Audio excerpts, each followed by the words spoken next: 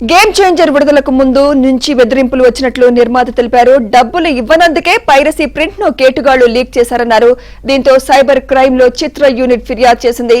Cinema విడుదల రోజే online లో పైరసీ ప్రింట్ లీక్ అయింది. దీని వెనుక సుమారు 45 మందితో కూడిన ఒక ముఠా ఉన్నట్లు పోలీసులు గుర్తించారు.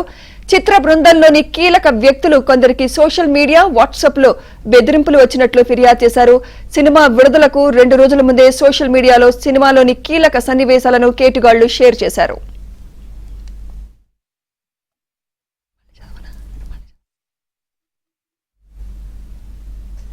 గేమ్ చేంజర్ విడుదలకు ముందు నుంచే బెదిరింపులు వచ్చినట్లు నిర్మాత తెలిపారు. ఇదే అంశంపై మరింత సమాచారం మా ఫిలిం కరెస్పాండెంట్ సుజన్ అందిస్తారు. సుజన్, పైరసీ వెనుక ఎవరున్నది ఏమైనా తెలిసిందా సుజన్?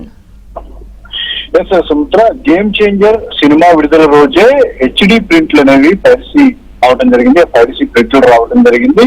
ఇక సంక్రాంతికి ఎవరైతే ట్రావెల్ బస్సుల్లో ఏపీకి తరలి వెళ్లారో వాళ్ళ బస్సుల్లో కూడా గేమ్ చేంజర్ సినిమాను పైరసీ ప్రింట్లను టెలికాస్ట్ చేసింది. అసలు సో ఈ రకంగా హెచ్డి ప్రింట్లను తొలి రోజే ఈ సినిమా నుంచి పైరసీదారులు చేయడం జరిగింది. అయితే విడుదలకు ముందు నుంచి కూడా ఈ విషయం మీద నిర్మాతలకు కానీ సినిమాకు సంబంధించిన కొంతమంది కీలక వ్యక్తులకు డబ్బులు డిమాండ్ చేసినట్టు, అలాగే డబ్బులు కనుక తాము అడిగిన అమౌంట్ ఇవ్వకపోతే పైరసీ చేసి దీన్ని లీక్ చేస్తా ఉంటూ కూడా పలు దఫాలుగా వాళ్ళందరూ కూడా బెదిరించారు.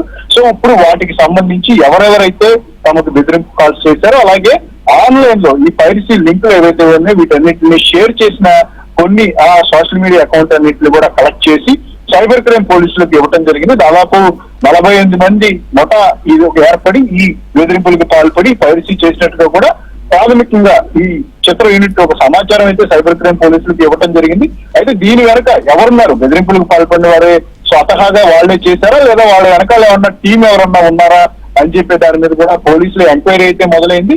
అయితే తొలి రోజు ఈ సినిమాకు సంబంధించిన పైరసీతో పాటు నెగిటివ్ ప్రచారం అనేది కూడా విపరీతంగా ఈ సినిమా మీద జరిగింది. ఎన్టీఆర్ అభిమానులు, అల్లు అర్జున్ అభిమానుల పేరుతో ఎవరో పైరసీ చేసిన వాళ్ళే లేదా నెగిటివ్ ప్రచారం కూడా పాల్పడ్డారు. ఇది స్వతహాగా వేరే హీరోల అభిమానుల పేరుతో చేసిన ప్రచారంగా కూడా ఇక్కడ మనకు సమాచారం అంతూ వస్తుంది. సో ఈ టోటల్ ఈ వ్యవహారానికి సంబంధించి అయితే ప్రస్తుతం సైబర్ క్రైమ్ పోలీసులు కేసును అయితే టేకప్ చేశారు. దీనికి సంబంధించిన విచారణ అయితే ప్రస్తుతం జరుగుతుంది. ఎవరున్నారు దీని వెనకాల అసలైన సొంతదారులు ఎవరైన విషయాన్ని కూడా పోలీసులు మరికొద్ది రోజుల్లోనే బయట పెట్టే అవకాశం ఉంది. Right, thank you Sujan.